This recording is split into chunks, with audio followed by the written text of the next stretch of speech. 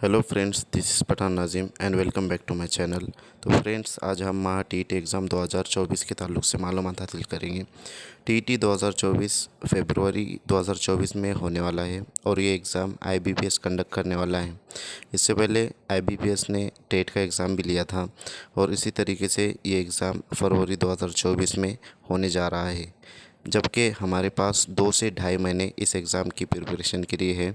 अब तक ऑफ़लाइन ये जो है तो एग्ज़ाम हुआ करता था और अब ये एग्ज़ाम आईबीपीएस ऑनलाइन लेने वाला है और टेट भी आईबीपीएस ही लेता है। इसके हिसाब से टीईटी की तैयारी भी आपकी जो है तो टीईटी की तैयारी के साथ साथ टेट की भी तैयारी हो जाएंगी और ये दोनों की तैयारी एक साथ होना बहुत ही अच्छी बात है।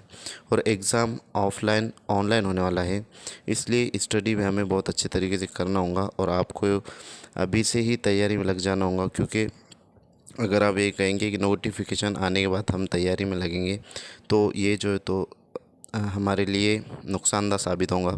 क्योंकि आईबीपीएस ने जब टेट का एग्ज़ाम लिया था तो बहुत ही स्पीडली और बहुत ही जल्दी, यानी कि नोटिफिकेशन आने के बाद 10 या 15 दिन के बाद एग्ज़ाम हुआ था।